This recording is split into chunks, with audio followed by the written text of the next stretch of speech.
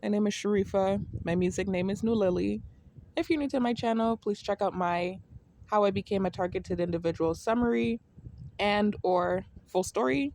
And the links to both of those videos are located in the description box as well as in the comment section. This is just an update video, guys. I told y'all in my prior videos, the more recent ones, that I would be focusing more. I know I've said this. I need to stop saying this because I've said this several times throughout many of my videos, different videos, that I would be focusing more on positive things. And then I end up talking about the targeted individual program again. But it's kind of hard to avoid talking about it when that's your life. So I've made it clear in my more recent videos that I will talk about it and I will document still. But at the same time, I'm not going to keep constantly making these videos where I'm giving my energy and time to this program and talking about this program. So I'm only using it like for documentation purposes or days where I just feel like I want to vlog, and share something new that I learned about the program. But for the most part, my newer videos are going to be more positive, focusing on things like my fitness journey. I told y'all I've been working out, career updates, natural hair videos, health videos, maybe telling y'all how you can cleanse the body from the tech, the nanobots that are in all humans, not just targets. Videos like that. Those are the type of videos that I'll be coming with more so in the future. That's what I'm more so looking forward to sharing with you all. But again, I do reiterate, there will be moments where I vlog, something that's going on with the program, like something new that I learned that I want to share with you guys, or like documentation, it's like sharing an experience that I had. And so today, this is kind of a mix of an update and a vlog, you could say. Me just sharing some experiences that I had today within the program, but then also an update. So this is like an update video. I guess you could say a career update. Not totally. Kinda. That's what this is. I'm very wary, guys, about doing these career update videos because I did this before and kind of made a fool of myself. So I'm trying to be careful and not fly ahead of myself or put the donkey before the cart. But at the same time, I do want to give y'all a little update. A few videos back, I took the videos down. Those of you that had seen those videos, you might have noticed that those videos were taken down. About a month ago, maybe 2 months ago. I'm losing track of time, guys. When you're in the house and you're not really leaving like that, you're not keeping up with dates. I'm used to working all the time, so that's why I would typically know what the date is. But what's going on now? With me being unemployed for so long, it's been about 10 months, you could say, of me being unemployed. In between, I worked security for about 3 months, but for the most part, I've been unemployed for about 10 months. I don't keep track of the time like that, unless, something happens where the date, comes up. I'm losing track of time. That's just what's happening. So anyways, I just wanted to give y'all a career update. About a month or two ago, I posted a video, like I said, I took it down, about me possibly teaching again. I was telling y'all that I applied to become a teacher again.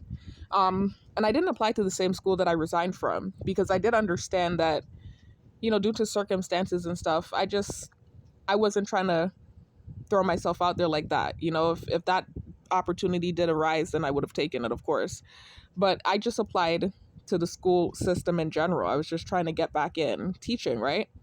And so I gave y'all an update and told y'all that I had heard from the administrators from the old school that I taught at. They asked me to come in and speak with them. And so I did come in and speak with them, and I did not hear back from them again. And so, I didn't get that job. And there are several circumstances why I believe that happened. I did actually talk about that in one of my videos. I'm not sure which video that was. I'm trying to remember which video that was, but I'm not certain which video that was, where I broke down why I think what happened. I can tell you right now, because even if I can't recall which video it is that I talked about it in, I can talk about it again right now. So basically, as a target, you're being surveilled 24/7. I don't have to tell you that. That's something, if you're truly a target, right? You're being watched 24/7. And so with that comes anxiety. You're anxious. Everybody around you is watching you. You're being surveilled. They're making noises constantly. These are the things that happens when you're targeted. It's very nerve-wracking, especially with what comes with the surveillance. False accusations come along with the surveillance. And so it can be very nerve-wracking, right? So for me, when I worked at the school before I resigned, I talked about what my experience was. I taught for a year and a half virtually, and then for half a year I taught in person. So for 2 years, I taught at that high school before I decided to resign and relocate off island. And basically what was going on was the program. Again, I said this in, I think it, I think I remember the video now. I believe it was in my Disproving New Allegations Against Me Part 3 video where I talked about that, if I'm not mistaken. But my experience working at that school wasn't bad. That was one of the best teaching experiences that I ever had, aside from teaching in Florida when I was a substitute teacher. That was a good experience. I didn't have a bad experience there, but I had a bad experience in general with what was going on in my life at the time. Same thing that's happening now. I was a target back then, I'm a target now. And I did not know I was a target back then. So for me, I didn't really understand what was happening. I still don't fully understand it right now. At least I have a better grip on what's going on than back then. But it was happening. The whole island basically was involved in my, let me be careful with my words. Let me not say the whole, I do not want, guys, I'm trying so hard not to bear false witness, because the kind of whipping and backlash I got for bearing false witness, even though it was unintentional, right? I'm very wary and very careful with my words. So let me not say the whole island was involved. What I will say is the whole island was privy to my targeting back then. That's what I'll say. So, and I won't say everyone was involved. There were a lot of people involved, but everyone was privy to my targeting back there. So they were aware of what was going on with me. So you can imagine if you're somebody with social anxiety, right? You're somebody that already feels socially awkward and anxious. And then your worst fear is confirmed and everybody is truly watching you, and not just watching you, judging you with a false accusation on top of things. You can imagine the level of angst and anxiety that comes along with that. I'll give you an analogy. That's like being afraid of spiders and then being forced to live in a cage with spiders 24/7. That's the equivalent of being a target with social anxiety. It's like you're forced to live your worst nightmare day after day after day. It's not even like, this is a nightmare for anyone. It's not even to say like it's just I'm somebody that's normal. And not to say I'm not normal. I am normal. Let me not say that.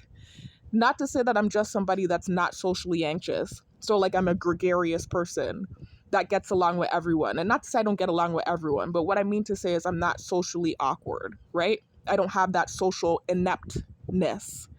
Not even to say I'm like that, and then this was happening to me. I've always been socially awkward. And so it took me years to get over that. So to be somebody like that dealing with this, you can imagine how freaking draining it is. Like, I am your cookie cutter introvert. I am a true introvert. So for me to be in this program, I need you to understand how draining it is. But anyway, so I'm going off on a tangent. So the reason I was saying that, though, there's a reason why I was saying that. It's a tangent, but not totally. I was saying that because I was trying to, let me rein it back in, talk about why I believe that teaching thing didn't happen. So that second part of the year, right? That latter part of my 2-year teaching stint, so that half a year where I was in the building, the program was happening. So despite me having a decent time at the school, the program was still happening and everyone on island was privy, right, to my targeting. So even if the people in the school, not everyone was getting involved, they were still privy to my targeting. You are surveilled 24/7 when you're targeted. And so I was aware of that. I was aware of the fact that I was being surveilled and I was a new teacher.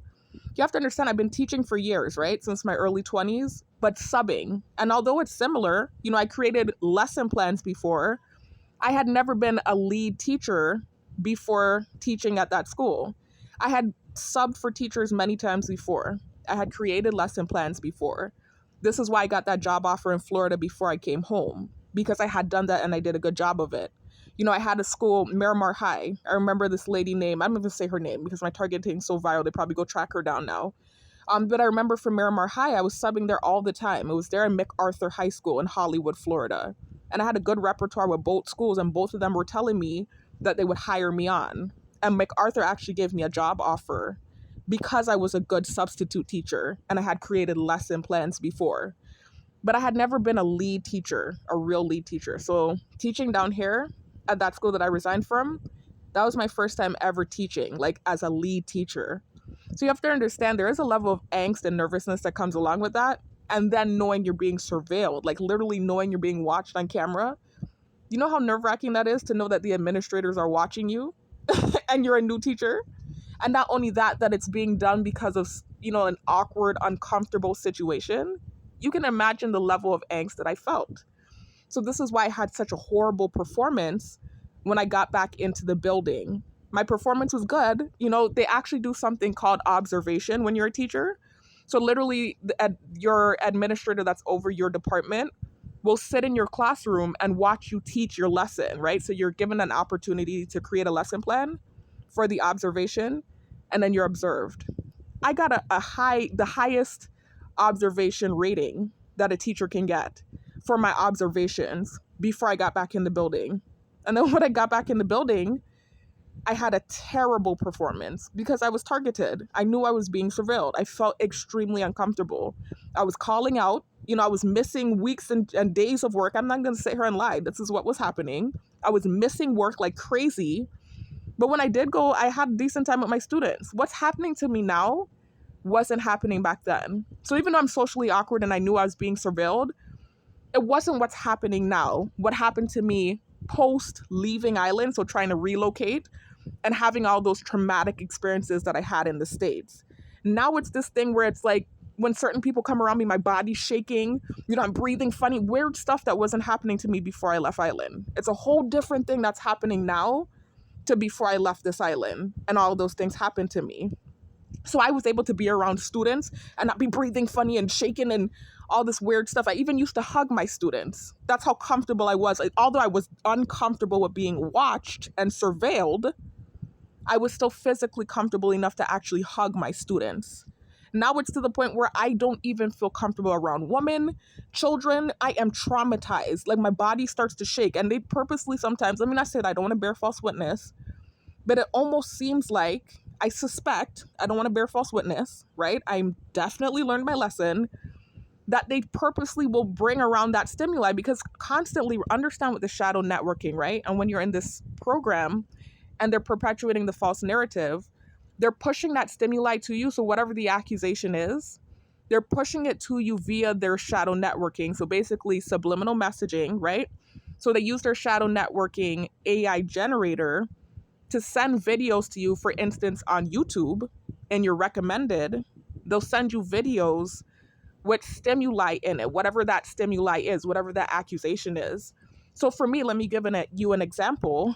They're constantly sending me, and no disrespect, I already learned my lesson about disrespecting people, or not necessarily disrespecting people, but offending people with my words. So I'm trying to be careful.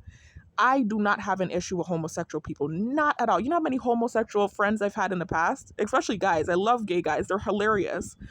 I have no issue with anyone that's homosexual.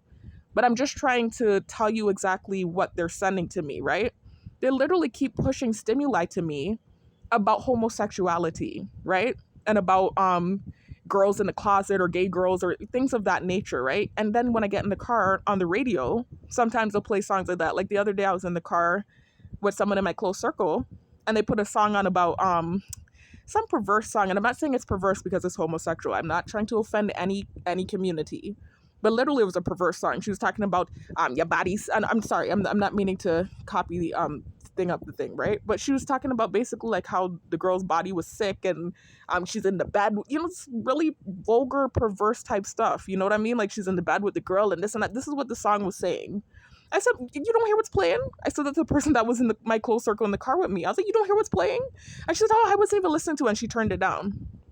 But these are some of the things that they'll send to me, right? So constantly presenting that stimuli, pushing that accusation, watching me, right? 24/7. I'm anxious. I have social anxiety.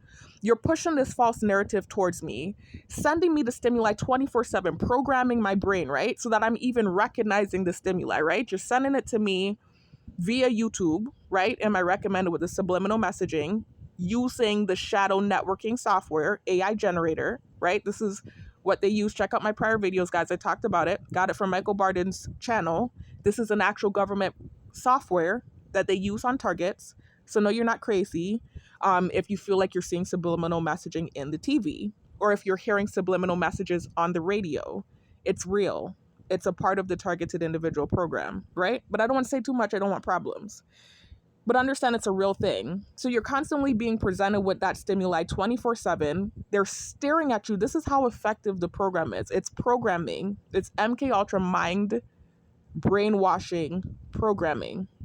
So they're sending you the stimuli 24/7, right? All the videos that you watch. Because let's be real here. If you're not working and you're sitting home and you're being stared at, you're not going to sit there twiddling your thumbs awkwardly, not doing anything. You're going to look on your phone for something to watch, right? No matter what you watch, no matter what game you try to play, no matter what app you go into, Hulu, Netflix, YouTube, pool, Golf Clash, they're constantly hacking everything with their shadow networking software and pushing the stimuli at you. And then to boot, you have external forces, noise campaigns happening when the stimuli is sent to trigger the brain to recognize the stimuli and you're getting programmed, right?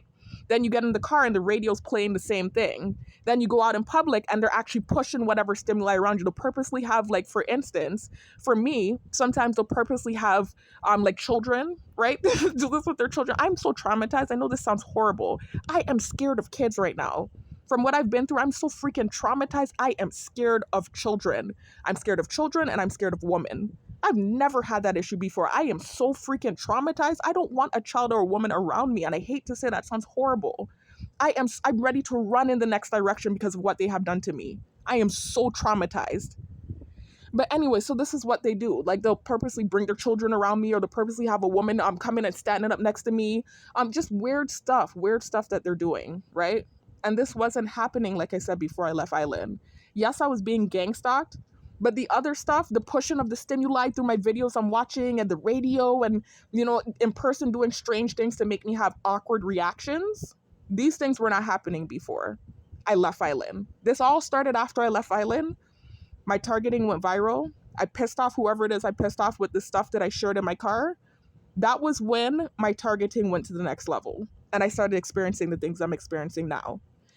So anyways, so back, I know that sounds like a tangent, but it's not. It's not a tangent. It all ties back to why I'm saying I think I didn't get the job, right? So of course, my reaction is not the same as how it was when I was teaching at the school before I relocated. Like I said, I was in the classroom with students. My body wasn't shaking. I wasn't having these weird reactions where I feel nervous to be around female students and all this weird, creepy stuff. That wasn't happening to me. I was actually hugging my students. So I want you to understand how comfortable I was. Despite feeling uncomfortable with being surveilled and awkward, I didn't feel uncomfortable around my students. Now it's to the point where, like I said, I feel uncomfortable around girls and I feel uncomfortable around children because of what they're perpetuating with their false narrative and the brainwashing programming PTSD that I have from what they've done to me, right? So anyways, so when I went to the school the second time, right? Not the second time, excuse me. When the administrators called me in, I was excited, and this is why I made that video. And I think, like I said, I threw the donkey in front of the cart because I didn't have an absolute goal that I was getting the job. I didn't. But I felt like from when they called me, I took that as a good sign that I would be getting that job. I just thought I had it, because I know I did have even though I left, you can kind of send a bad note. Not really. It's weird. I did leave on a bad note because I had a bad performance. My last half a year working for the school, I had a bad performance. So I left on a bad note, but not totally, because my administrator knew that I was a good teacher. And she and I had a good repertoire despite my poor performance for that last half a year. And I resigned. It's not like I didn't finish the school year. Despite the poor performance, I did finish out the school year. And then I resigned for summertime. That's when I resigned. But still, I felt like when I got called in, I had the job. This is how I felt. And so I flew and I made that video, excited. And like I said, I put the donkey in front of the cart in front of the donkey, excuse me. So anyway, when I got to the school to speak to the administrators, before I could even walk to the gate, I see a police car driving by slow. So you have to understand with the program, and I don't want to bear false witness, maybe the cop was just driving through the school. It could have just been a coincidence. But understand, when you're targeted, oftentimes you see police cars driving by you on the road. That's a part of it. You see EMT, you see fire trucks, you see a plane flying overhead, you see a helicopter, depending on where you're located. For me on this island, it hasn't really been many of the other major corporations like the EMTs, fire trucks, all of that. They did that today. I was going to kind of talk about that in this video without bearing false witness. Like, it could have been a coincidence. I can acknowledge that. but I just want you to understand, I'm targeted. And, so anyway, that's not been the case on island for me. It's not like what I experienced in the States where they were using everything: EMT, helicopter, fire truck, police car, this, that. It's not like that down here. Down here, it's really more so just been police cars ever so often. I'll see like one or two police cars. It really just depends. If I'm acting like reactive, like if I made like an offensive video or something, I might see more police cars. But if I'm just mellow and I'm not really, making too many videos, I might see one or two cop cars, or I might not see any. That's about it. But I do see cop cars, right? So I saw the cop car driving by slow as I'm walking. I'm already on edge because I'm aware of the fact that I'm being watched and surveilled. I'm aware of the fact that it's almost like a telenovela. I keep saying it. It's like I got thrown into a movie I didn't sign up for. And yes, I'm using the sign up terminology. I didn't sign up for this. I didn't agree to this. I didn't ask for this. I sent a text message that was taken out of context. That's why this is happening to me. I didn't sign up for this. I don't want this. I don't want fame. I don't, all these false narratives they're pushing. I hate attention. I'm very shy. I'm very awkward. The only reason I'm making these videos is because I want this to stop. That's why I make it. It's been going on for 3 years, right? I only started making these videos after what happened to me in the States, where I realized I couldn't get away from it, and it blew up, and I was like, oh my God, are you serious? Over a text message? That's why I started making these videos. It's not like as soon as I got targeted, I started making videos. It took 3 years for me to start making videos and actually telling my story, because I was like, oh my God. When I tried to leave this island and the things that happened, I was like, nah, I need to make these videos. I'm like, I need to tell my story, especially after I realized that I was targeted. Because I didn't know I was a target. I didn't know what was going on. I actually kind of just thought, I said this already, that this was kind of like a similar replay of what I had already experienced in the past with some things, I'm not going to mention. I just kind of thought this was a replay of that. Not saying it's connected or correlated, but I'm just saying I thought it was kind of like a replay of some of the things I experienced in my 20s that I've talked about in my prior videos. I didn't think that this was something like an actual government program that I had been thrown into. So it literally feels like I'm an actor with no experience that was thrown into like let me not even say an actor. That's the wrong terminology. Not even an actor. This is more like a reality TV show. It feels like I was thrown into a reality TV show where my life is being recorded 24/7 without my consent. You have to understand, everybody, like I keep saying, I'm not saying everyone on island is involved. I'm not going to bear false witness. But everyone on island is privy to my gang stalking. They're privy to what's going on with me. And I notice everywhere I go, everyone looks like they know what's going on. It's not even like one person that looks a little bit confused or like they don't know who I am. It literally is like everyone knows. Like literally. And yes, I'm using that stimuli too. That's another stimuli that's constantly thrown at me.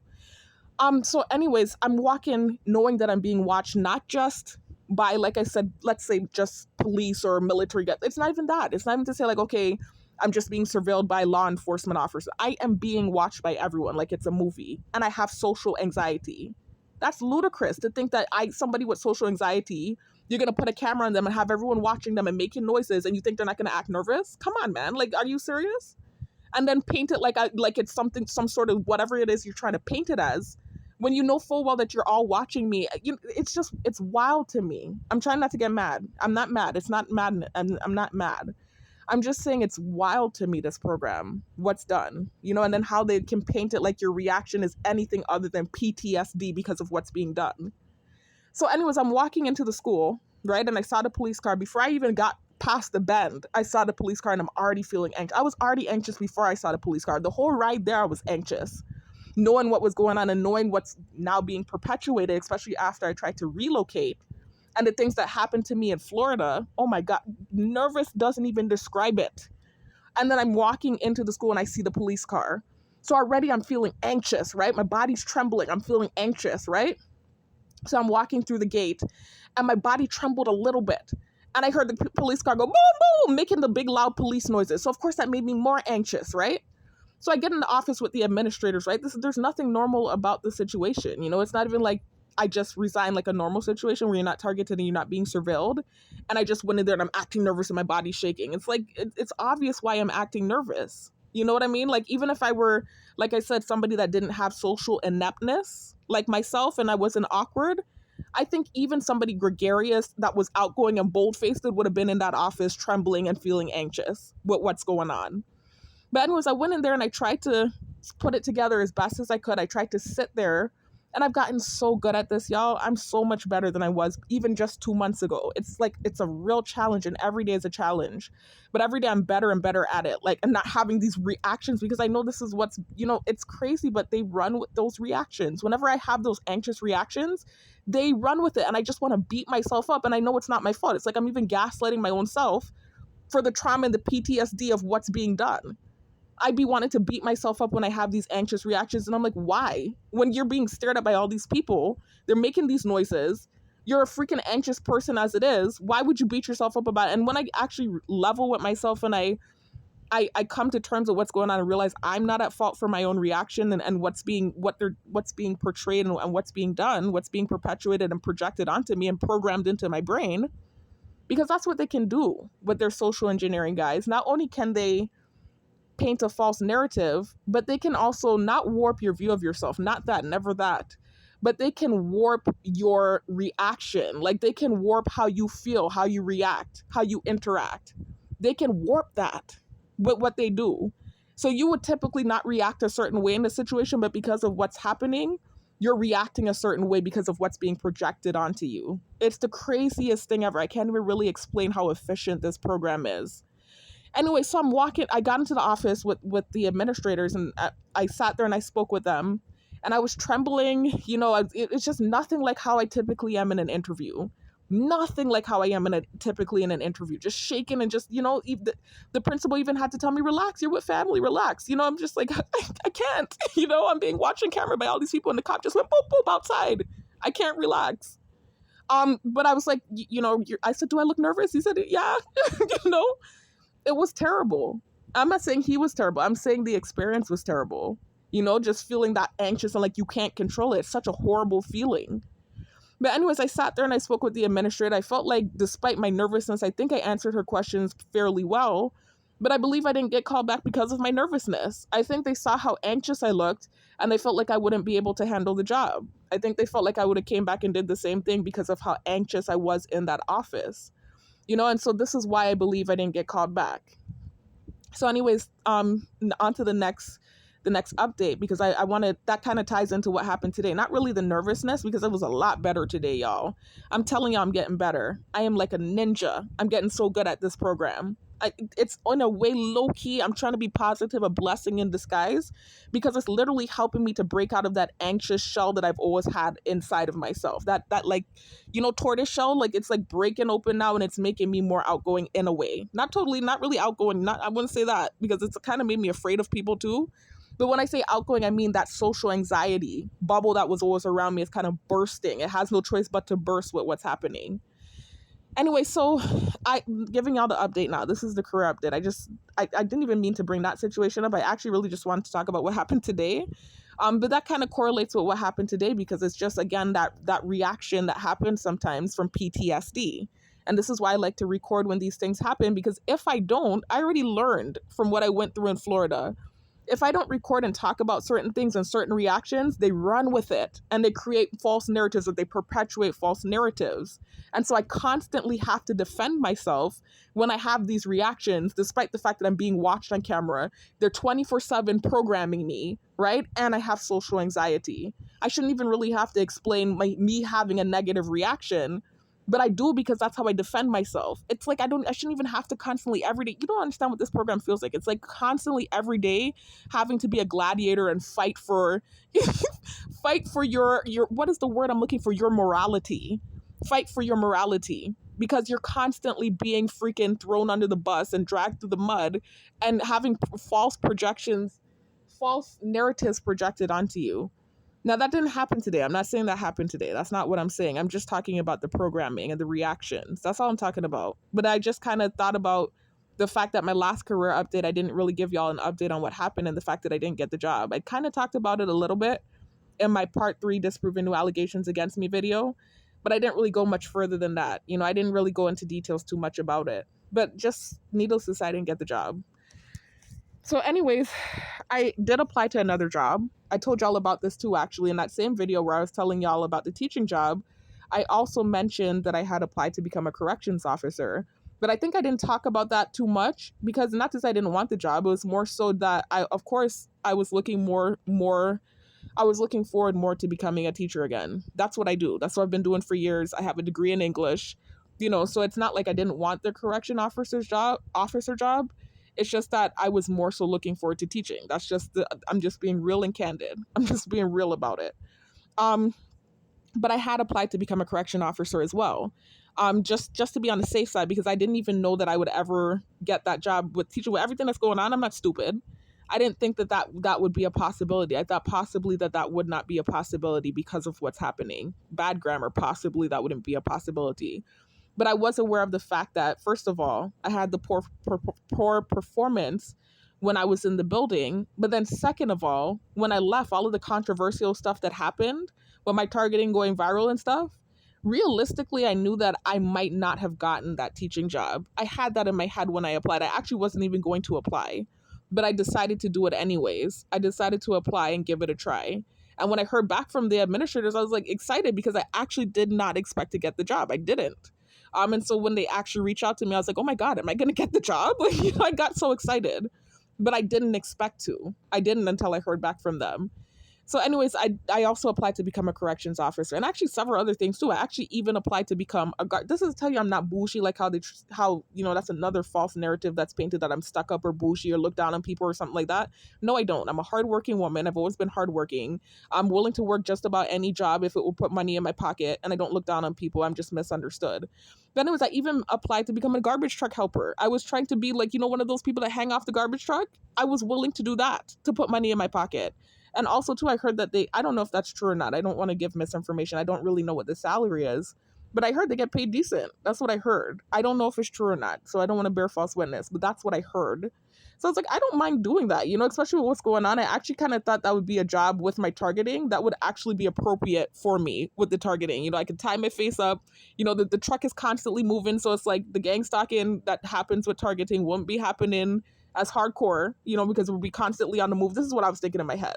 So I was like, this would actually low-key be a good job for a target. That's what I was thinking if you're going to do something out of the house. But that didn't even go through. I didn't even get that job. So it's just like, oh my God. I was like, I'm not getting any jobs. Like, this is really getting bad. It's to the point where I'm not even getting a job. It was scary. So anyways, I heard back from the correction officer job, had an interview, very stammery in the interview, very nervous, because again, it's not, an interview is already a nerve-wracking thing. I've been good at interviews my whole life. I know it sounds weird and oxymoronic because I told you I'm socially inept, but when it comes to doing interviews, typically when I wasn't targeted, I'm really good at doing an interview. Someone in my close circle was even in the car with me before I came home when I just graduated from college, and I had that interview at MacArthur when I got the job the same day. And I did the interview on the phone. She said, wow, you did really good in that interview, because I don't know what it is. I think it's just the go-getter in me. But when it comes to jobs, it's not the same as being friendly social. So like when it comes to like a job and you're trying to, I'm sorry, I'm hearing the cricket and it's throwing me off. The cricket that happens outside. But when it comes to socializing with somebody one-on-one, right? Like small talk, I suck at it. I absolutely suck at small talk. I can force myself to do it, but I suck at it. And over years, it literally took practice for me to get better at it. I really suck at small talk. And that's a major symptom of Asperger's, and also, from what I understand, ADD. Not the hyperactive ADD. Apparently, it's the opposite if you have ADHD. People with ADHD are typically very gregarious, actually to the point where it's overbearing sometimes. I have ADD, so the hyperactivity is not in the picture. And typically people with ADD are very introverted and quiet-natured. So I have a double whammy. I have both. I have Asperger's, I have ADD, socially inept, right? So I struggle when it comes to chit-chat and small talk and regular talk that's not professional. But when it comes to trying to get a job, I don't know what it is in me. But before I was targeted, I used to be really good at interviews. And so now it's a whole different thing. I know that everyone's privy to what's going on with me. I know I've pissed off a lot of people. I know I'm being watched 24/7. So when I'm in these interviews, I feel so freaking nervous. You don't understand. Again, I don't understand why that wouldn't be understandable. But I think it's more so just looking at the person you don't like squirm in their seat and have a bad interview, and it's funny, rather than actually, being real about what's going on, and the fact that the person's anxious and knows that they're being watched by everyone else. That kind of way. It's what it is with me. It's like sitting there with the interview, with that interview with the corrections officer job. I actually think I did okay. Like some of the things I actually answered and I was happy with my answer. But some of the things I was asked, my answers, I just, first of all, I felt stammery. I felt nervous. I always know when I do bad in something. I always know. And I'm very hard on myself too. No one's harder on me than me. So I know when I have a good interview and when I have a bad one. That's to tell you I'm not a narcissist, because a narcissist thinks everything they do is perfect. I don't. I'm very hard on myself. And I know when I've had a good interview and when I've had a bad one. And with that corrections officer job, it actually was, I wouldn't call it a bad interview, but it wasn't a good one either. It was a mediocre interview on my part, not their part, not with the questions they were asking, what my answers, my responses. It was mediocre at best. And I felt bad afterwards. And I know that people are watching me. I know people don't like me, right? I know it's kind of like a movie. Can you imagine being in an interview, being socially awkward? It's already a nerve-wracking thing in an interview. You're trying to put your best foot forth and impress the people who are interviewing you so you can get the job. You're socially inept, right? Which hasn't ever been a problem for me. The social ineptness goes out the window when it comes to interviews. I don't know why. I'm just really good at interviews and I'm not tooting my own horn and being real. But as a target, I have had the hardest time. I'm sorry, I heard noise in the background when it comes to interviews, because they're staring at me and constantly making noises. They want me to fail. They don't like me. I mean, let's keep it real. So that's difficult when you're sitting there in an interview and all these people that hate your guts is watching you. Can you imagine how that feels? To try to do an interview while all these people that hate you are staring at you, and also noises are happening, because noises were happening that day while the interview was happening, just so you know. Can you imagine how that feels? So that was what was happening with the interview with the correction officer job. But shockingly enough, I did say some good answers that I was satisfied with. But some of them was like, I beat myself up after. I was like, I could have answered better than that. I was stammering all over the place, with some of them. And I felt, like it's just, and then it's a lot, man. It's a lot when you're targeted. It's not the same as being a regular individual. I'm telling you, every part of life is difficult. If you're somebody that's socially awkward, it's 2 times worse. It's 2 times worse. It's a million times worse. I don't know why I said 2 times. It's a million times worse. So that interview, I wasn't even sure I was going to get the job. I was sitting there like, first of all, it's already difficult. Like I said, being a target and getting work, it's hard. But then to boot, the interview was mediocre on my part with the way I answered. I just knew some of those questions I stammered and I could have answered better. And I felt horrible about it afterwards. I really felt bad about it afterwards. And I really wasn't sure if I would be getting that job or not.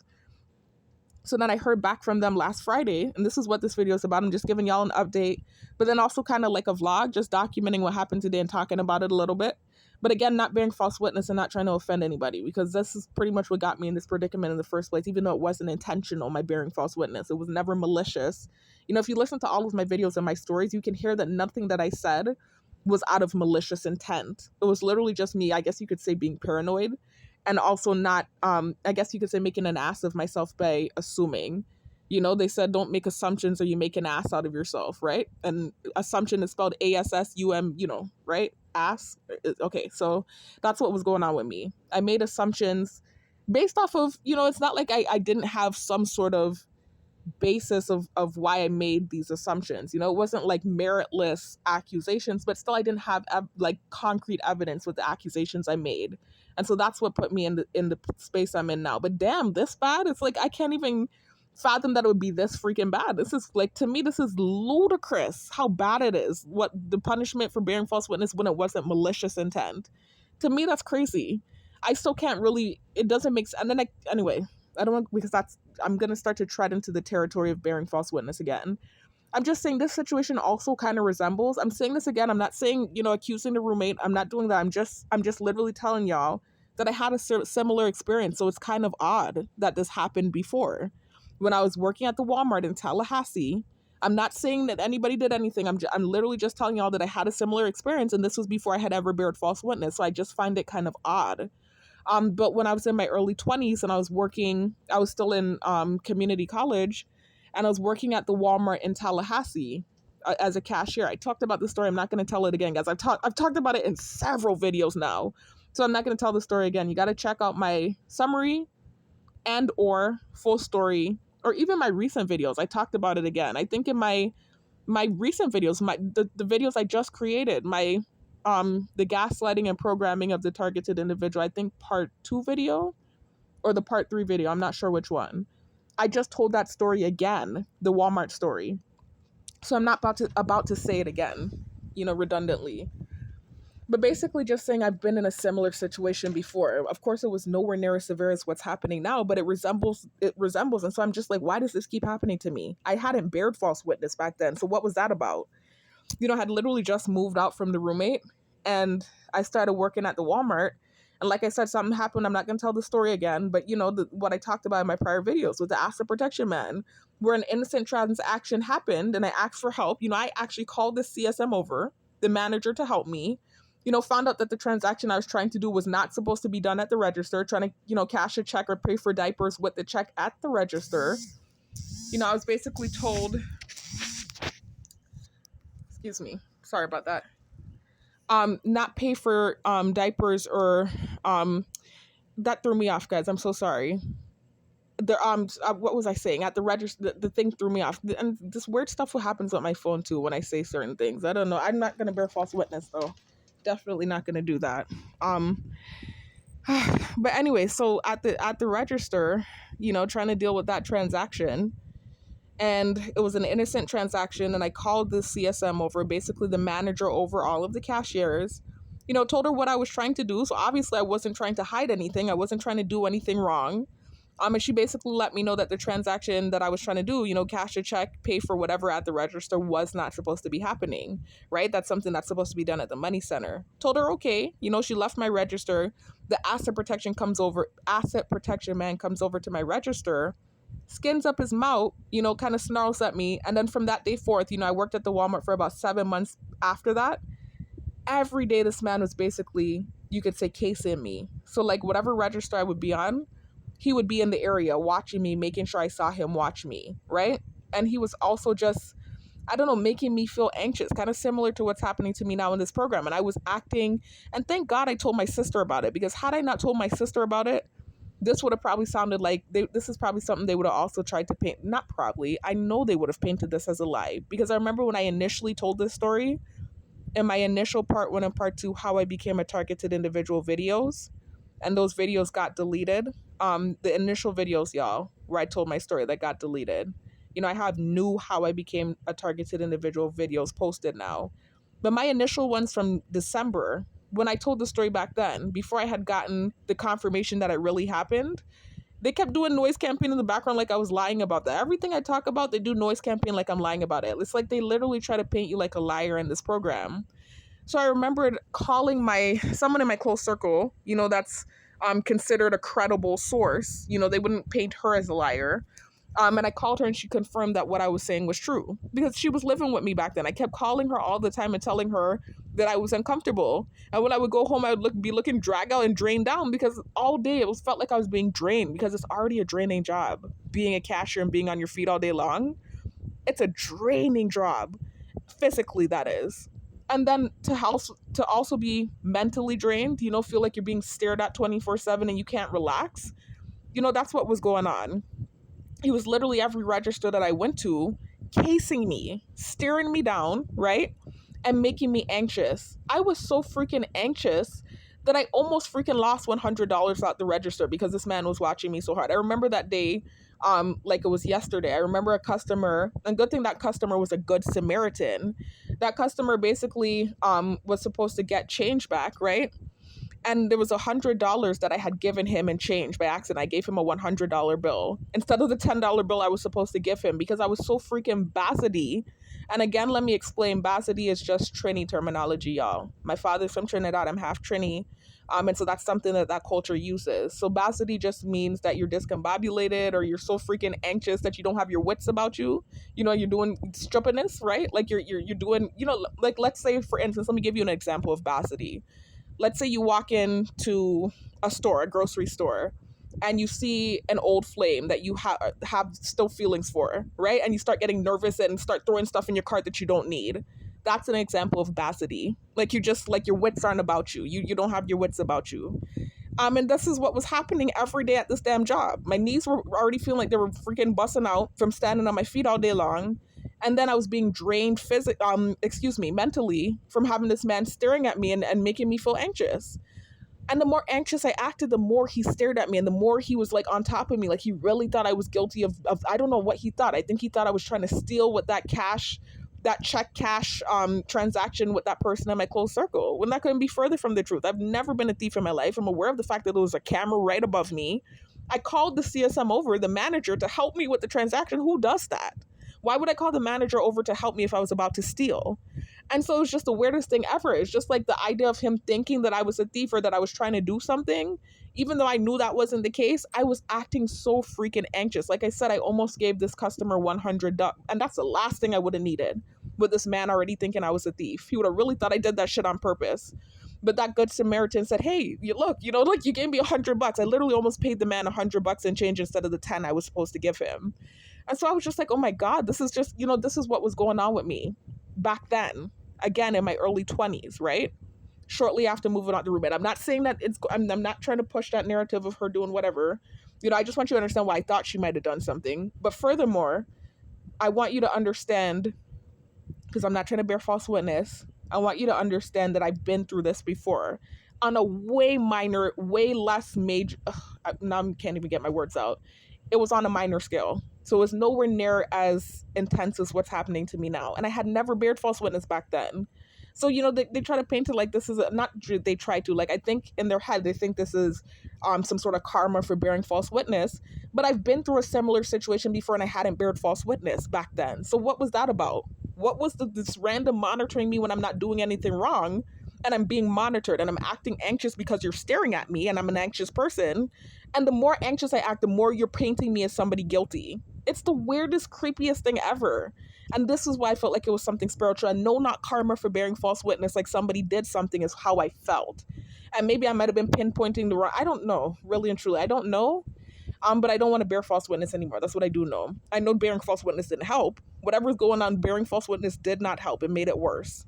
But that was why I thought something spiritual was going on. And that's why I want you to understand that it's strange that this is happening to me again, but on a way more major scale now, where all these people are involved and it's no longer just contained to a store where I can leave and breathe and feel okay. It's 24/7. There's no break. You wake up and the shit is happening. You go to the toilet, the shit is happening. You go to the store, the shit is happening. You go in the car, and yeah, shit. That's also stimuli for me, guys. If you listen to my prior videos, you'll hear me say that. Everywhere you go, the shit is happening. It's like, it's the same thing that happened to me in Tallahassee when I was working at the Walmart, but on a more major scale, like way more crazy, way more intense. I'm just like, what is this thing that is on me? That's what it feels like. I don't want to keep saying that and giving something power if it is something on me. But it almost feels like something is on me. That's what it feels like. And this is why I kept saying that. I didn't want to perpetuate that and also give that thing power if it is. Because I think my own words gave that thing power if it really is on me. But I'm just like, what is really causing this? Because it's not really, like this bearing false witness. And it's weird too, because my last video, when I was talking about bearing false witness, the dryer went off right when I said bear false witness. So it would almost seem, and that's not no gang stalking, nothing. That would almost seem like maybe that's the Most High talking to me. But I just keep thinking about the Walmart situation. I had never bared false witness then, and that was happening to me. So this is why I don't understand. It doesn't make sense. Something isn't adding up that I can make sense of. And this is where I'm freaked out. This is why I'm completely freaked out. Anyway, so I went off on a tangent, guys, and I already told y'all how it is when I make these videos. It's the weirdest thing ever.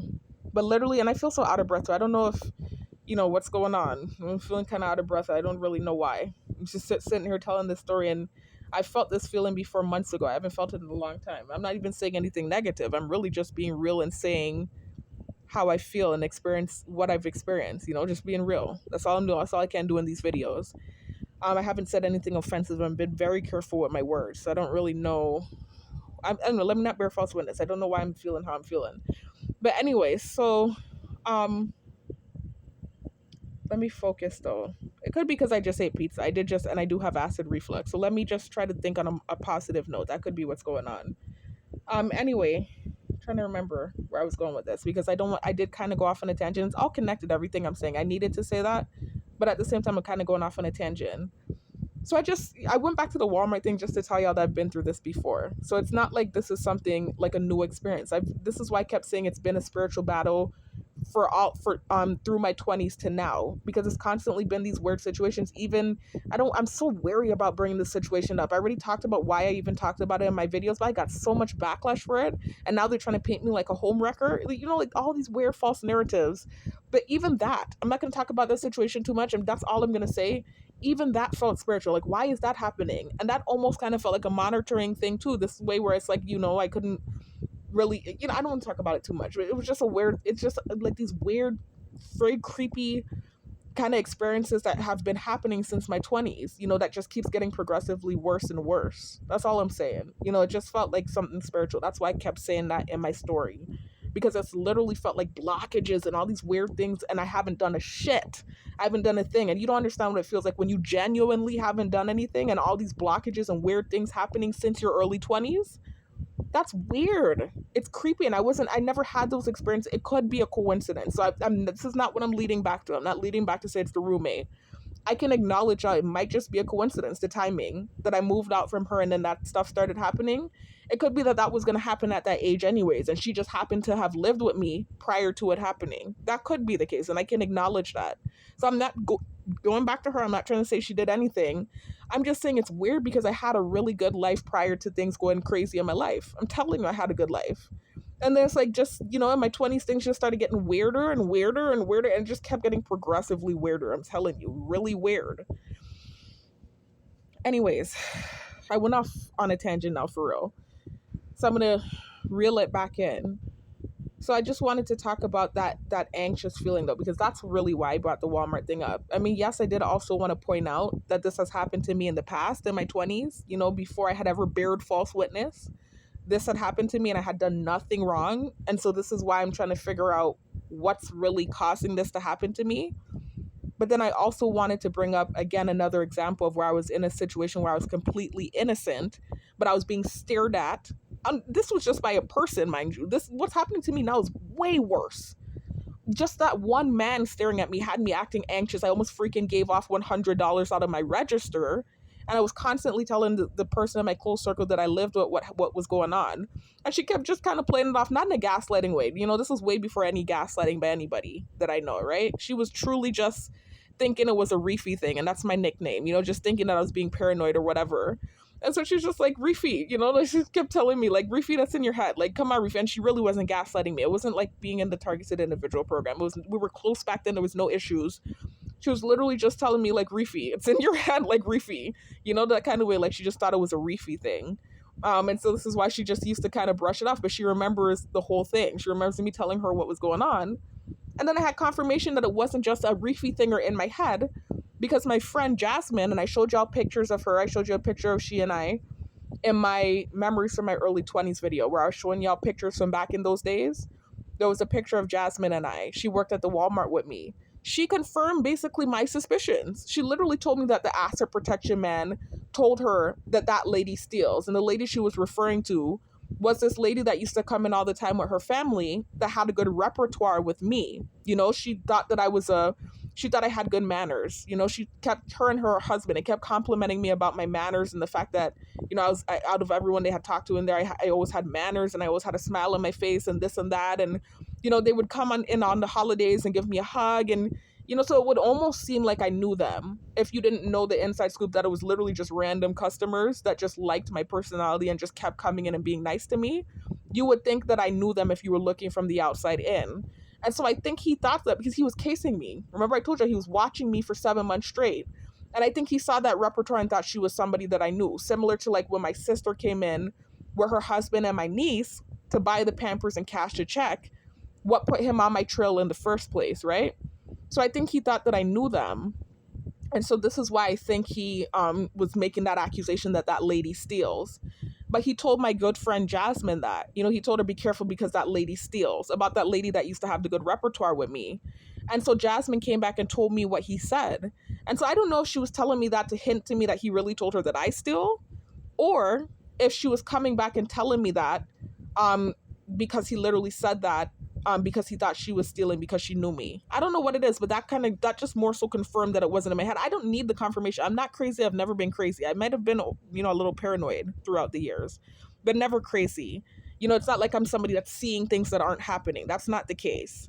This man was literally casing me. I wasn't seeing him before the incident. All of a sudden, I was seeing him every damn day. And he was making me so nervous that I literally gave off $100 out of my cash register. So I need you to understand that this was not a hallucination or me being crazy or paranoid. And so I think my sister kind of just thought it was one of those things where I was just being paranoid because she knows I'm socially awkward or anxious, whatever, and that I am a little bit paranoid. I have always been a little bit paranoid, but not like to the point where I'm like throwing wild accusations at people and acting like a crazy nut. That's not the case. I've never been a basket case. And so that's not, we're not going to revise history now and come with a different narrative. That's not true. That's not the case.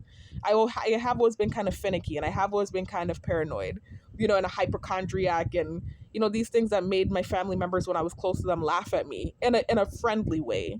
But it was never to the point where I was like throwing out wild accusations willy-nilly and all this kind of crazy. That really didn't happen until that guy I met virtually. That happened the first time with him. And then from there was just like constant situations where it would seem like I was bearing false witness. I don't know why that kept happening to me. Not even constant situations. It was literally just him. And then after what happened with him happened and things blew up the way it did, off of something I felt wasn't that serious, I started to suspect that my roommate might have done something on me. And so that's where another bearing false witness thing kind of happened. And then years later, so it's not like years and years of me bearing false witness. It was two people around the same time frame, and the situations were kind of connected a little bit, because the whole reason I bared false witness on him was because of something that he brought up about my roommate. And so this is why I kind of started to think what I thought about her. And then years later, after graduating from college, the situation with the text message. Before that, though, let's remember the Airbnb things that happened. And I didn't bear false witness in those situations either. It was more so, I think, rather than bearing false witness, I think it was me. I didn't bear false witness on them. I think it was PTSD what happened in the last Airbnb. I think in the first Airbnb, because of my bathroom door OCD, y'all will have to listen to my full story about this, guys. Because of my bathroom door OCD, me stuffing up that sliding bathroom door, I think the elderly couple heard me doing that. And I think they genuinely thought that I was doing something by the door, like trying to get in the room or something. First of all, my side of the door didn't even have a doorknob. That's the crazy part about it.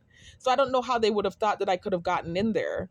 But I think they thought that I was doing something by their door when I was genuinely just stuffing up my sliding door because I can't swallow my spit if the bathroom door is open. And anybody that truly knows me in my close circle knows that to be the case about me. That it's actually something they used to laugh at me about when I was younger. Because whenever the bathroom door is open, I would always say, y'all close the bathroom door. And they'd be like, Reefy, how you smell it? How you know the bathroom is open? I said, I could just smell it. And I know that's weird, but that's a part of the OCD and the Asperger's ADD bullshit, right? I know it sounds like BS, but that's literally a part of it. OCD and these little weird, strange, quirky habits. That's one of the things for me is the bathroom. I can't swallow my spit if the bathroom's open. And so something as innocent as that, again, similar to the Walmart situation, an innocent thing turned into this weird thing. This is why I kept feeling like something spiritual was going on. I'm like, how the hell all these little small innocent things keep turning into big, huge, horrible things for me? I don't understand what's going on. This is why I kept saying something is on me, man. So anyways, I went to jam up the sliding door, and the elderly couple started from that day forth kind of doing noise campaigns. And I wasn't a target yet, but this was, I guess you could say, the prelude to my targeting. The Airbnb situations, you could literally say was like the prelude to my targeting. So basically with the elderly couple, after that happened, they were constantly doing noise campaigns. I talked about this in my story. I got so uncomfortable, I told my family about it. They were kind of laughing about it, just telling me to, not care. And they would have been bouncing on the bed and doing all kind of noise and, just kind of like telling me it's not that serious, and just telling me, why don't you get another Airbnb? Because understand, before that elderly couple situation, I had stayed in Airbnbs for 5 months straight with no issue. I even stayed in a freaking trailer with a family. I stayed in shared Airbnbs where I was in people's houses, in a room in their house with no issue. They always were giving me high ratings, talking about how I was mannerful, how I kept the room clean, this, that. I never had an issue prior to that elderly couple where I stayed with them and I went to stuff up the sliding bathroom door and they started doing noise campaigns. And again, I wasn't a target back then, but it was similar, the noise campaigns they were doing. It's not like I was being surveilled where they were watching me and doing noise campaigns, but they were literally listening out. And anytime I would move in the apartment, they would be making noises in their apartment after I tried to stuff up the bathroom door, right? So I literally think they might have thought I was trying to get into the room and I wasn't. And I think that's what created that situation for me. So anyways, After that, I moved into the next Airbnb for the same host. And I moved in with my ex-boyfriend, right? And him and I were staying in there, and he was hearing the noise campaigns happening in that apartment. And what I believe happened, I don't want to bear false witness, but I'm saying what I believe happened is I think the elderly couple may have been related to my host because they were both Colombian, is what I believe. So I believe, no, Cuban. I'm sorry. My ex-boyfriend was Colombian. The host that I was renting from was Cuban. And I believe the elderly couple that lived next door was Cuban as well. And so I think they might have been related because I saw them going into the main house sometimes as well. So I think that might have been family of his. I'm not sure. I don't want to say the wrong thing. But I believe what happened is they probably told him that I was making noises by the door, or they think I was doing something. I don't know what they told him. But all I was doing was they never heard their door push or anything like that. Literally stuffing the comforter into the sliding door to stuff up the cracks just so I could freaking function in that damn room. And so I think they told him that they heard noises by the door, whatever the case was. And so I think even though him and I still had a good repertoire because I was a mannerful person, and he liked me as a person, that's why he gave me a good deal. He knew I was a college student and I was very mannerful. I think rather than telling me what they said and telling me no, and telling me that I can't rent from him again, I think he was just more so wary because he's not seeing whatever it is that they told him. He's getting the real me, but me being mannerful and a regular normal guest, but he's being told whatever they told him about that one incident where I was stuffing up the bathroom door. Because trust me, after that, I was literally spit pooling in my mouth, not swallowing my spit in that apartment because I did not want to stuff up the door and make these people uncomfortable. So anyways, I think he just kind of was feeling me out with the second apartment that he moved me to. And I think he had the maintenance man monitoring me at that point. And so what was happening was my boyfriend and I at the time would hear the maintenance man in the room next door, kind of like it was like a storage room, but it was almost like he was staying in there. It was the weirdest thing ever. And with all the units that this guy had, this same host that I was dealing with, he had units all over Miami. If he wanted to put the maintenance man up in a unit, he could have. He didn't have to have him staying in a little crunched up storage room. It didn't even look like a place where somebody could, it didn't even look inhabitable. And this man was in there all night long monitoring and kind of making little noise campaigns, not as bad as the elderly couple, but sometimes little slight noises. It was this weird thing, and my ex-boyfriend even heard it. I remember us kind of being weirded out that he was in there at like 3 a.m. in the morning, 4 a.m. in the morning, those times. So I think what happened is because of what happened with the elderly couple, the misunderstanding, I think he was having me monitored in the next unit. So this will literally be my, I guess you could say, third incident in life since my early 20s of being monitored when I didn't do anything. The first thing was that situation in Walmart. The second thing was the cyberbullying situation, because in a way I was being monitored there too. I told y'all they hacked my dating site when I got up to Florida. And when I was on island, I could not date a guy genuinely. So you could say my Facebook was being monitored too, in a way. And then the third situation in my 30s, this Airbnb situation where it's just like I'm being monitored and I didn't do anything. And I'm having people staying next door to listen out for what I don't know. This is why I'm like, what is causing this? Is this some sort of like, so this is, I don't want to give it power, but was something put on me is what I keep, because I never dealt with that shit prior to living with my roommate. So I'm just putting that as the marker point. I'm not saying she did it, but I'm just saying prior to living with her, had never dealt with that before. Never. And then like right after moving out from her, it started to be like these weird chain events of these weird monitorings where I didn't do anything, but I'm being monitored. And I even saw, and I have to be careful with this because every time I say something that I saw or I learned, they paint it like I did it. And so I even had to show proof about the nakedness thing. When I was talking about I saw a sign of witchcraft as being seen naked and humiliation, every time nakedness came on, they would do a noise campaign and try and paint it like this, make it like not stimulation, excuse me. What's the word? Stimuli for me, right? And kind of paint it like it's something that I did. And so in my recent video, which video was it? I think it was my part 2. Was it yes, it was the part 2, the targeting and programming of the targeted individual video. I literally had to go back to the girl's page where I got the info from. Thank God I was writing comments on her under her videos left and right, like 10 months ago when I had first got back from Florida. I found the video where she was talking about the nakedness and humiliation. You could see I put a comment about 10 months ago, thank the Most High. And so that was corroboration that it wasn't anything I did. It was info I had gotten from a video. So Oh God, I'm out of breath, guys. And it's not even out of breath like I can't breathe. It's more so like I felt this feeling before when I was making videos at the old neighborhood. I haven't felt that in a while. So I don't know if it's the pizza I ate or what's going on, but I'm feeling kind of winded.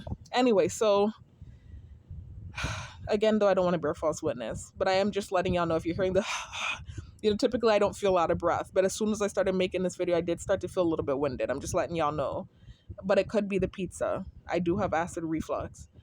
Anyway, so,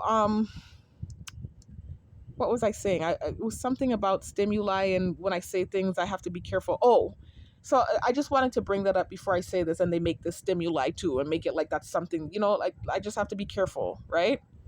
But I saw that another sign of witchcraft is, and I'm not saying the roommate did it, or, I don't know who did what. I'm just telling y'all what I learned from looking into these things. I saw another sign that there's witchcraft on you, like somebody put something on you. Not only that there are constant blockages in your life, like relationship, financial, etc., but constantly being monitored. They said monitoring spirits. They said that is a big sign that there's witchcraft on you, monitoring spirits. I got that from another video, right? And so I'm just like, all of the signs are there, and I'm not trying to give it power, but it's like all of the signs like are blatantly there that something's going on. It's weird. It's really weird and creepy, especially for me to be in my seat where I know my innocence. The most I know is, of course, but for me to be in my seat and know, this is why I'm so adamant. Like, yeah, there's something on me. There's something on me. Not trying to give that thing power, but it really feels like something is on me. It really feels that way. Anyway, so I'm not saying she did it. I'm not I learned my lesson about that. I'm not saying the roommate did it. I'm just telling y'all the timeline of when things started. And literally, it could be a coincidence. It literally started after I moved out from the roommate. Literally right after moving out from her. The Walmart thing happened. Also around that time, the thing with the guy was happening. Then, what was the other thing? Fast forward now to my late 20s. This situation, right? First the Airbnb situation, and then I come home, send the text message, and boom, I'm a target. And it's now like the worst it's ever been. Like, it's way worse than any of the other monitoring spirit situations I've ever dealt with. I'm just like, it's like it keeps graduating and graduating. It feels like I'm at boss level. Like when you play Sonic and you're getting past all these different levels and you get to the boss. I feel like I'm to the boss right now. Like, it's the situations I dealt with in my 20s, but I'm at boss level now. I'm like, what the hell? Like, what is causing this? What is going on? Like, I cannot make sense of it. It's the weirdest thing. I cannot make sense of the shit. Anyways, and I can't even just like point back and say, okay, bearing false witness. It's because you bared false witness. Because I could easily say that's what caused it. But the Walmart situation doesn't make sense. What caused the Walmart situation? I hadn't ever bared false witness yet. I was actually, as a matter of fact, talking to that virtual guy back then when I was working at the Walmart, and I hadn't bared false witness on him yet. So I'm like, what caused this? I hadn't bared false witness yet. So what really did cause this? That's all I'm saying. This is all I have been saying, and why I kept pointing back to this has to be spiritual. It has to be something spiritual, like which, not to give the thing power, Yah forbid. But that's why I felt like that's what was going on. Anyway, so I went off on a major tangent, guys, and I did not mean to. I went off on a major tangent. Let me reel it back. I bet you I must see 2 hours when I look at this thing. This is how it goes. I could be talking about one thing and it will like literally turn it into hours and hours of content. Let me see where it's at. Yep. Oh, that's not bad. An hour, 7 minutes. That is actually not bad. That's not bad. Let me try to finish up the video, guys. This was, like I said, just a career update, and then also to like a little vlog about what happened today. Again, just talking about the programming and reactions and reactive abuse and PTSD, and again, too, just for my own protection. This is why I do the documentation too. I'm very real about the fact that that's why I do it. It's not literally just because I'm trying to share information or give updates. It's also for my own protection, because I learned how this program works, and I learned how the tactics that are done can help to frame you if you're not constantly right away knocking it down. And so that's what I learned to do. So anyways, I went off on a tangent, a major one. And I'm trying to remember how because I was just trying to, again, explain to y'all what it feels like to be being monitored and stared at and anxious and having an anxious reaction that may look guilty, but it's not guilty. It's PTSD, trauma, anxiety. It's not indicative of guilt.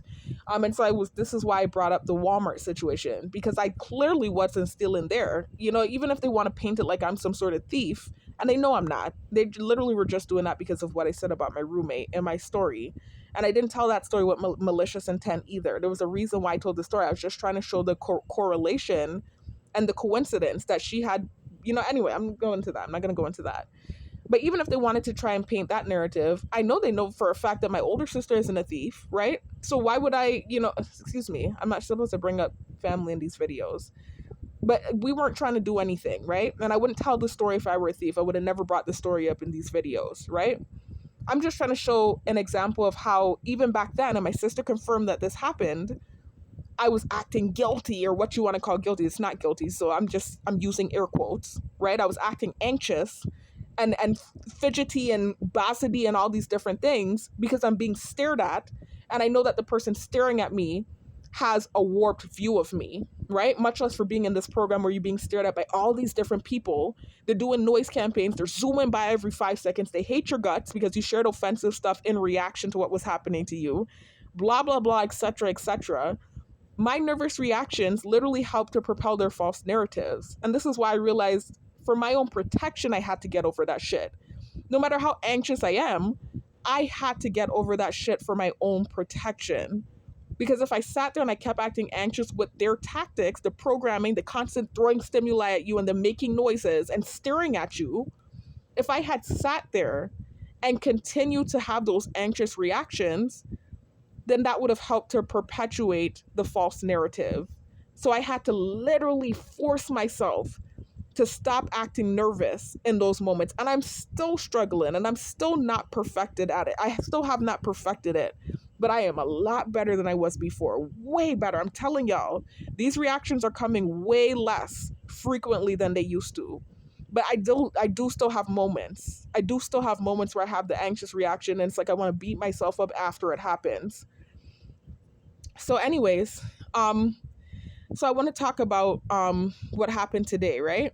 So first of all, I want to give y'all an update, a career update, because it was a career update, but it was also a vlog moment. Me vlogging what happened today, right? So career update. I did hear back from the corrections officer job, like I said earlier in the video. Did have an interview, a mediocre interview. Not saying they were mediocre. I was mediocre. My answers and my performance was mediocre, but still wasn't a bad interview.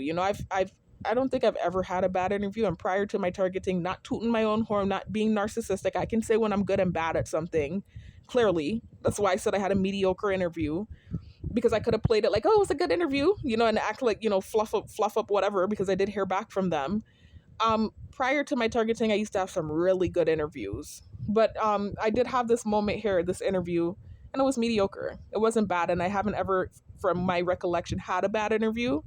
But this wasn't a bad interview. It was mediocre, But I did still hear back from them last Friday, and I was grateful for that. I heard back from them, and they said that I could continue with the hiring process. So no, I don't have the job yet. It's not solidified. So I'm making sure to be very clear about that in this video. I learned my lesson from the last video where I got so excited because, the administrators called me in, and I thought for sure I had the job, and I made a big fool of myself. I'm being very clear about the fact that it's not solidified yet. I do have a leg up, because, I've gone to the next step in the hiring process. Today I was dealing with the pre-employment package, and I was getting fingerprints done, and whatever else that I was dealing with at the police station. I had to get a background check. I had to get a driving record, track record, these different things that you have to do in the next step of the hiring process. As soon as I left the house though, guys, right? So I just want you to understand how the day started out, right? And I'm not going to bear false witness. Again, I've learned my lesson, and I don't want to get repercussion for doing this video and then it jeopardized the job. That's what I'm not trying to do. So I'm knowing that I need to be careful. I'm not stupid. But I'm literally just going to tell y'all what I saw today. And I'm not going to say it was street theater, but I'm just saying if it wasn't, it was a heck of a coincidence. That's all I'm saying, right? But I left the house today, right? I got a ride from some of my close circle. So I have to turn in everything by Wednesday. I heard back after the interview, and they said that I can move to the next step of the hiring process, which I'm so grateful for. Not getting my hopes up, but also not being negative, glad to at least some sort of, progress, moving to the next step, right? So I had to get fingerprints, had to get background check, all these different things, right? As soon as we leave the house, the person in my close circle and I, we're driving on the road, right? And I see somebody, I see, I'm hearing like this loud truck driving on the, like the right, coming from like this turn on the right. And like traffic seems to be stopped up. And I realize it's an emergency vehicle driving through. So I'm like, an ambulance? I'm like, well, that might be a real ambulance, because typically down here, like I said, it's not the same as the targeting in the States. So yes, they've used ambulances on me before, but it's very rare. It's usually if I've done like a really offensive video, and when I say offensive, it's really just me telling my story, but maybe I said something too bluntly, or I shared information that they felt I shouldn't have shared, that type of thing. But rarely do I really see ambulances in my targeting on this island. Typically it's police cars. That's mainly the main organization that I see when it comes to my targeting. It's not like in the States where it's the ambulance, it's the police cars, the fire trucks, it's the this, the that. The only thing I see down here is the plane, the little plane that flies overhead, and police cars. No other cars really. I've seen ambulances before, but like I said, it's rare. And the fire trucks I really don't be seeing at all. Let me tell you, today I saw every emergency vehicle you could think of on this road today, several times, right? So it's, like I said, as soon as we left the house, the person in my close circle and I see the ambulance driving through, right? Traffic stopped up. You got the big water truck behind the ambulance doing rum, rum, really loud. And so again, it could just be a coincidence. One thing I'm not going to do is bear false witness in this video. I don't have absolute evidence that that was what was going on. But that's coincidentally enough, it did kind of sound like ref campaign, just being real, with the big water truck behind the emergency vehicle. Then the emergency vehicle drives through, right? So that already starts the tone for the day. And not negative either, because I'm feeling the way I'm feeling now after laying in my bed for months without a job. I don't care if I freaking see technological weird creatures flying in the sky overhead. I'm getting my ass up and I'm going to work. After feeling what it feels like to lay in bed for months without a job and not having felt that way in years, I don't care what they can drive by with a freaking parade of emergency vehicles. As long as the job is available, I'm going to be doing it. And so this is how I feel right now. It's not going to be, I already said I'm not going to let this thing jeopardize another job for me. I already said that. I already lost my teaching job because I didn't lose it. I resigned. But you could basically say I lost it because it was, you could say a resignation by force because of what was happening around me. And then the security job too, I had a poor performance there too. It's just like terrible work performances. And I'm like, I'm not doing that again. I'm not losing another job because of this stupid targeting. Because if I do that again, I'm going to just be laying home miserable. The targeting is still happening. They're still doing the noise campaigns. And then I'm laying home dealing with it. You know what I mean? I'd rather be at work dealing with it. I'd rather, to be honest with you, if it's going to be happening anywhere, I'd rather be making money while it's happening than laying in bed all day long dealing with that, right? So anyways, that's my mindset now. But I'm still just letting y'all know. It's like a vlog. I'm just letting y'all know what was happening out there on the road. So again, I'm not bearing false witness and saying that was for me, but I'm just letting you know I hadn't seen like emergency vehicles in a while, and I was seeing all of that today, right? So I saw the ambulance drive through, heard the big loud water truck that sounded like what ref campaign sounds like, right?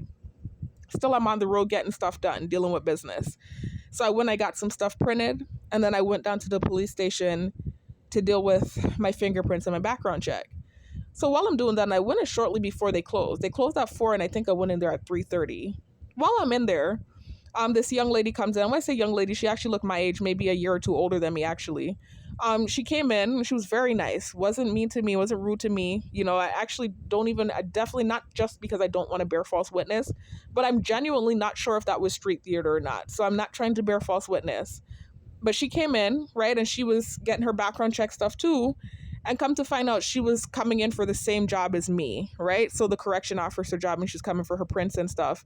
Kind of made conversation with me, just asking me, "Oh, are you here for the corrections officer job too?" I said yes. And I'm kind of awkward too, especially with my target. I know I'm being watched and stuff, and I'm so used to theater that even when somebody's not presenting theater, street theater, it still just feels, I'm already socially inept. I'm already not good at small talk. And then knowing all these people are watching like a movie, again, I reiterate, can you imagine how uncomfortable that feels? So this is what's happening. I know I'm constantly being watched for a reaction. I'm even hearing slight revs in the road sometimes, So it was very uncomfortable for me. But again, I was appreciative of her positive attitude. Appreciative that I was I'm sorry for this time. I'm hearing noise outside and stuff. And so whenever I'm doing these videos and I start to hear noise, I start to stammer. Like, like, guys, it doesn't take much. But I was appreciative of her positive attitude because, like I said, in this program, you could get any type of attitude. I have dealt with so many people down here, and not even just down here in the States too, different attitudes all the time. Some people, the attitude you get, it's like it's always that they're privy to your targeting. It's never that they don't know, right? So it's either that they're privy to your targeting and they act like they have this inside joke, but you're not privy to the joke, but you know what the joke is. The joke is you, but they're not rude to you or nasty to you. It's kind of just like this inside joke type of thing. Some of them are really nasty to you. Like, you could tell, like, they can't stand you and they're just really nasty to you. I've dealt with that type of personality as well. And then some of them are really friendly, like overly friendly. And then there's the other kind, the kind that just pretends like they don't know what's going on, but they know. I've dealt with that kind too. The kind that like mind the business and they act like they don't know what's going on, but obviously they know. So I've dealt with those 4 different types. And so for her, it seemed more, I wouldn't even say overly friendly. It wasn't overly friendly, like she was all in my face, because I've dealt with that kind too, where it's like you could tell they're trying to do street theater on you and they're purposely like trying to make conversation with you. It wasn't even like that. It felt natural. It really felt like somebody that just came in for the same job and is making small talk. That's what it felt like. But I just, after the fact, thought about the fact that she said the expunge thing. I was like, what's this street theater? Because even though she was kind, and she wasn't over the top with her small talk, it's still just the fact what she said, right? Because she said she was just making small talk about the job. And then she said, oh man, they told me if I don't get this thing on my record expunged, I can't get the job. So she was talking about, I guess, something that's on her record that she was trying to get expunged. And I didn't register then, because I was even telling her good luck when I was leaving. It didn't register then. I thought maybe it might have been street theater, but not the way that I realized it might have been when I left. I thought it might have been street theater for them to see how it would interact with somebody in public, now that I've been in the house for so long. That's the kind of street theater I thought it was. But then after I left and I got in the car, that's when I started to think about what she said. And I said, expunged off her record. Because you have to understand, when you're targeted, first of all, when you're somebody with social anxiety, you overthink everything. That's what social anxiety is. You're constantly fearful of judgment. And so you're overthinking every little interaction that you've had throughout the day. That's how look it up. That's how social anxiety works. Much less for being somebody that's targeted with social anxiety. You constantly think over every interaction you have with every human being, right? So as soon as I got in the car, I was thinking over my interaction with her. And not just her, everyone in that station that I interacted with. I thought about my interaction. But I was mainly thinking about that interaction with her because for her, that was the main interaction that I had. I didn't really have much else. I mean, I had a lady that did my fingerprints and that went well, thank God. I was so scared I was going to be trembling and that thing that happens to me because I know they're staring at me and the constant barrage of stimuli and the type of stuff that they project onto you 24/7 via the shadow networking through the videos and then in person and the radio and the this and the that. It's literally caused my body to have this trembling reaction when I get around females or children. I'm being real because this is what's happening. And I don't have to, it doesn't make sense for me not to be real because this is what they do. They literally have purposely been, let me not bear false witness. Let me be careful. Let me rephrase that. That has been, though, the stimuli, right? Ever since I left Island and the stuff that happened in Florida happened and I came back, that turned into stimuli for me because that's not what was happening before I left Island. It was not happening at all. Yes, they were gang stalking me, but they weren't bringing children around me. They weren't purposely pushing females to come stand up on top of me, and my body's shaking and feeling fearful and like I want to run and my skin is crawling. That's what it feels like when they do that. You don't understand. It's like, it makes my skin crawl when they do what they do sometimes, right? And it's anxious too. It's just this thing like you can't get away from it. It just makes my skin crawl. Anyway, so with this girl, that wasn't the case. She wasn't standing on top of me. She wasn't being overtly, in my face. It was nothing like that. She was actually just, like I said, it seemed like genuine small talk. But in my mind, because I'm targeted and because I've been dealing with what I've been dealing with in my programming, constantly you're questioning every interaction, you're overthinking it. And so for me, I was thinking maybe they put her there to see how it would interact with a coworker, to see if I would be capable of doing this job. Maybe that's why they brought her in there. This is what I was thinking. I wasn't thinking anything like stimuli. It wasn't until I got in my car and I was overthinking. I don't want to say overthinking, but I was rethinking that I was thinking about the interaction that I thought about something she said, and I said, wait a minute, was that what that street theater? I don't want to bear false witness, but was it about that? Because she was talking about basically something that was on her record, and the fact that they told her that if she doesn't get it expunged, she can't get the job. And I was thinking to myself, in my story, when I talked about my roommate and the fact that one of the things that I correlated with her, why I felt like she might have, didn't say she did it, I said why I suspected that she might have done witchcraft on me, was the fact that, and I already said this, so saying it again now at this point doesn't matter. I've already said it and they've already, given me backlash for it. But during the course of our friendship, when she lived with us, she used to pickpocket sometimes, from Walmart, like just nothing major, nothing felonious, like little lip gloss. Not to say that's okay, but I'm just saying it wasn't anything like major, not to my knowledge. If she did any major stealing, it was never anything that I knew about. But I do recall like she used to grab like lip glosses or little eyeliner, little small things like that. And my sister and I used to kind of tell her about it, kind of tell her you need to stop, kind of hit her hand and tell her she needed to stop. And she used to be laughing like it was a joke. And basically one day it caught up to her. My sister and I dropped her, and I don't want to bring it up again because I already got backlash for talking about this, but I'm just telling y'all why I think that could have possibly been street theater. Because I made the correlation that the fact that she got caught by the asset protection man one day doing that, my sister and I had given her a ride to, I'm talking about again, I'm not meaning to. But anyway, so that happened to her, and then the Walmart thing happened to me when I moved out from her, with the asset protection man, except I wasn't really stealing. That was one of the correlations why I said I felt like witchcraft might have been done. I don't want to bear false witness, but that was one of the things I talked about in my prior videos. And I was talking about the fact that she was telling us that since it was her first offense and it was a minor offense, it was a misdemeanor, they were telling her if she did community service that she could get it expunged off her record. So I was saying I hope she really got that done, that she was able to get it expunged. And so now when I was in the car just kind of thinking about every transaction in that police station and thinking about that transaction with that lady, I thought about the fact that she said the thing on her record and getting it expunged.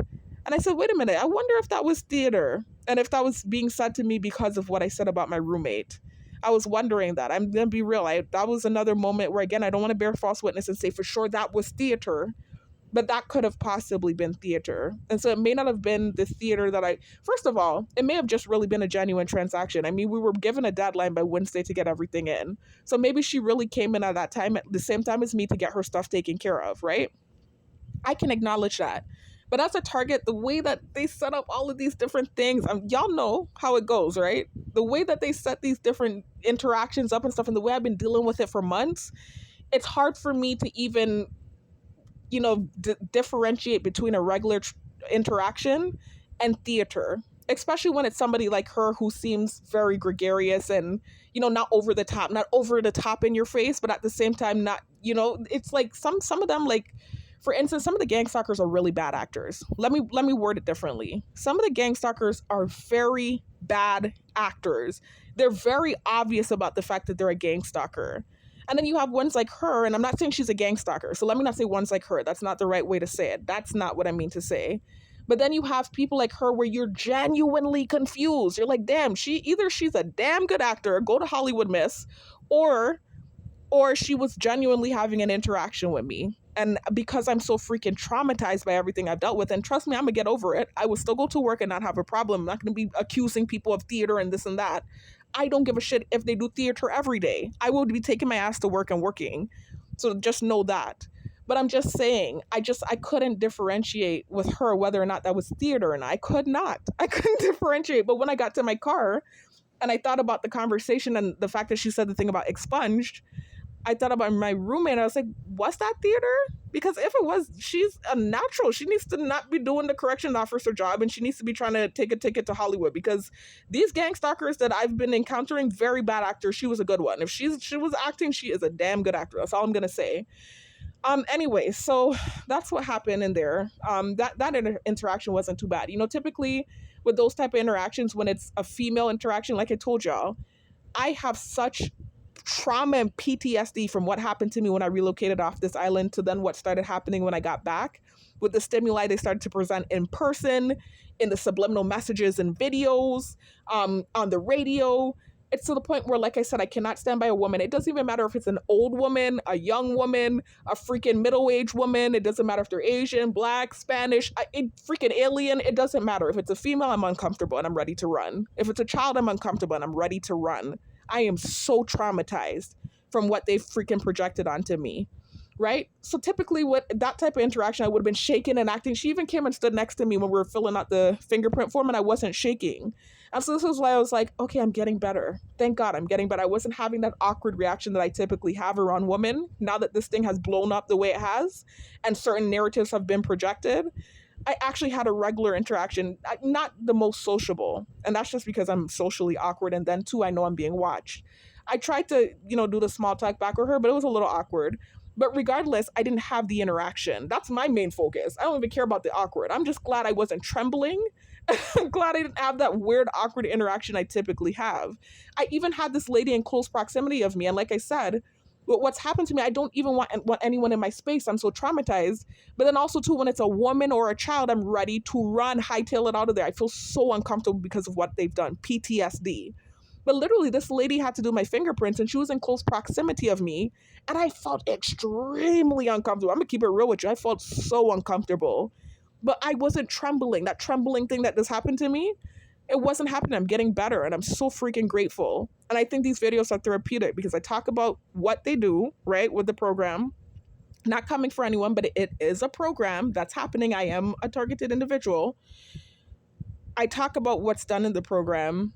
And I also talk about my experience, what I learned, etc., kind of just counteracting the tactics. And it really works effectively because you're able to knock down the false narrative and then it helps to heal you a little bit. I'm still having the reactions. I'm going to be real because I had a reaction today. This is what I'm going to talk about too. But it's nowhere near as bad as before where every woman I go next to, I'm having a reaction. Every child I go next to, I'm having a reaction. Even guys, even guys, I'm having the reaction. I'm having the trembling thing happen too, but not as bad because that's not the false narrative that's being projected. It's a different kind of uncomfortable when it comes to the dudes. It's a whole different kind of uncomfortable that starts to happen. But I'm going to go into the details about that. So anyways, that interaction happened. It wasn't too bad in the police station. I had a decent interaction and there really was a decent, considering how my body has been reacting to things that's been happening, that was a decent interaction in there. So anyway, I left with the person in my close circle, still seeing emergency vehicles on up and down the road, seeing several ambulances, fire trucks. I'm seeing fire trucks. I'm like, damn, fire trucks. They never used that on me on this island. I'm like, this has to be because of the job, because they, this opportunity here. I'm like, dang, they're like pulling out. It seemed like, let me not bear false witness because it could be a test to see if I was going to turn around and make a video to see if I was ready to really get a job. So I don't want to jeopardize that opportunity from making a video. So this is why I'm being very clear and not bearing false witness. I'm being very clear about the fact that it may have just been a coincidence. Maybe today was just a very busy day and there was a lot of activity and a lot of ambulances and fire trucks and police cars were on the road. Maybe something major happened on island that I'm not privy to. That's a possibility. So I'm not going to bear false witness and say it was for me. But coincidentally enough, I was out there taking care of business today, for this job opportunity. And I was seeing all sorts of emergency vehicles that I hadn't seen before. Like I said, I've seen the ambulances before, but it's rare. The police cars is more so what I see. And not often either, especially not these days. Before when I first got back to Island, I was seeing the police cars all the time. These days, I might see one or two, or nothing at all. But back when I first got on Island, I was seeing a lot of police cars and then ever so often an ambulance. But not fire trucks and constantly seeing ambulances one after the other. Not that. But today I was seeing all of the emergency vehicles. And so this is why I was like, is this theater? I was questioning it. I'm not going to lie. I was questioning it. I'm not bearing false witness and saying that's what was happening. But I was questioning, is this theater because of this job opportunity? I was really questioning that. I even saw when I was coming out of the store from printing my documents for my pre-employment package, the guy that I had that interaction with, that I made a video about a few months back, that I had that interaction with in the shopping mall. I forgot which video I talked about him in. I'm not really going into the details about that, where I was kind of just going off a little bit because he was providing what felt like stimuli in our conversation and throwing innuendos in there about different things. And it kind of, it did enrage me back then. I had a reaction, that's when I still hadn't had complete control over my reactions. And again, my reactions aren't what you think. It's not like I'm sitting there acting crazy, cussing people out or hitting people or anything like that. but I was snappy with him, very snappy and cutting with my words. And then I made a video where I was being snappy and condescending, and I deleted that video. But I saw that guy, the guy that was basically telling me about his CD company. I don't know if y'all are familiar with that video, where he was telling me about his CD company, and he was it felt like providing innuendos within the conversation, and talking about certain things that I felt like his view was completely warped. And so I made my video clarifying everything. That guy, I saw him outside when I was leaving the place, and I printed my stuff. I heard somebody say, "Hey, you want to buy my CDs?" I looked back and I saw that guy. I was like, what the heck? Just like I was seeing a lot of different activity today on Island while I was trying to take care of business. I was just like, whoa, it was just a lot of stuff going on today. It was just like, whoa. Anyways, still regardless, I'm not going to bear false witness and say it was for me. So then the next thing happens, after dealing with everything and finally getting home and seeing all these different emergency vehicles on the road, I got home, and actually the day wasn't too bad. I hadn't really had any crazy reactions, right? Then I get home and I'm going through my checklist, after coming back from the police station, getting the background check, whatever, going through my checklist and seeing what I need. And I went out on the couch to speak with someone in my close circle about the things that I need on my checklist. And so when I got to the part of the checklist that said I would need 2 photos, immediately, remember, PTSD. I know they're staring at me. Every minute they're making noises. It's never stopping.